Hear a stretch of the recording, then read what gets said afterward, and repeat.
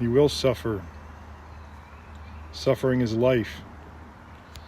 And you might be thinking, what kind of life is that? But suffering is only part of it. Because love and beauty and hope and faith in God and connection, those are also the parts that we seem to forget when we're going through this suffering. Don't give up. It might seem like your suffering is all there is and everyone else has abandoned you and no one cares. You're all alone.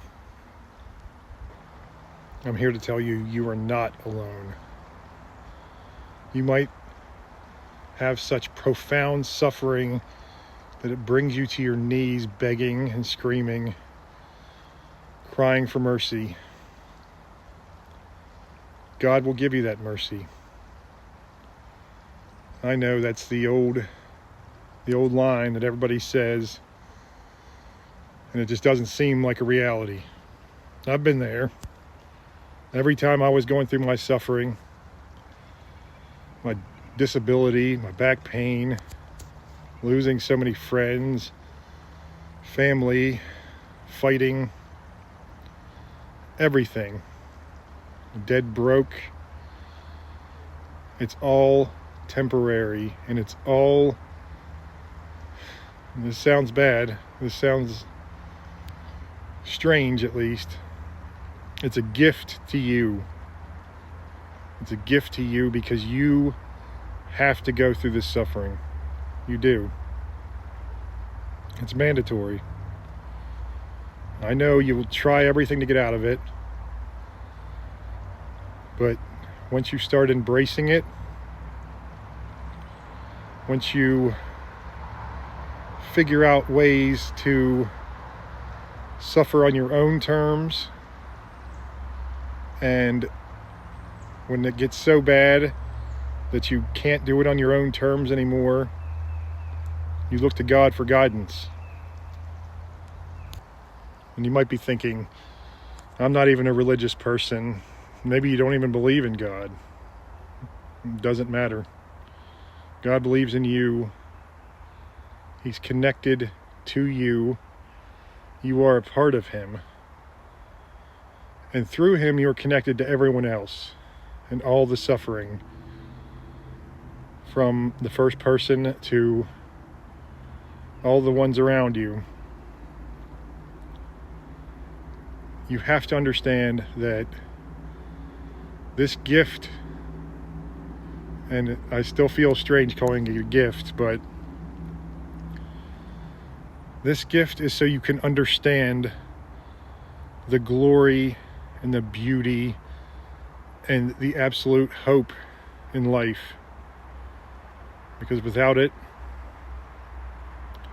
with just nothing but those good things, what would be good about it? You wouldn't know what good was. You wouldn't know what to tell or what to make of any of the good things in life. So embrace the suffering and learn your lessons from it. That's what it's there for. It might not always be a lesson that's obvious. You might say, you see a child suffering, you see a loved one suffering, and you're like, there's no God, no loving God would ever allow that. But you don't understand, and I don't understand, and nobody understands the essence of God. There is such a bigger picture. You have to zoom out so far to see it that our brains wouldn't even be capable of seeing it. There's a story about the Apostle Paul in the Bible. He was a man who caught and tortured Christians. He was a brutal, awful man. And Jesus came to him on the road to Damascus in his true form, in his spirit form, and it blinded Paul. That's because our eyes, our earthly senses are not made to see what God is all about. We're not made to see all of that. Once you accept that we have to learn what we're here for first, and there'll be plenty of time to find out what it's all about when we're gone. We really will. It's not something that we need to know now, even though we want to, and we can try to understand it, we can try to ponder it, and it's great to do that. You should always question everything. You should always question even the existence of God. I think Thomas Jefferson said that. God, if there is a God, God would want you to question even his very existence. Something like that. That's what he puts us here for.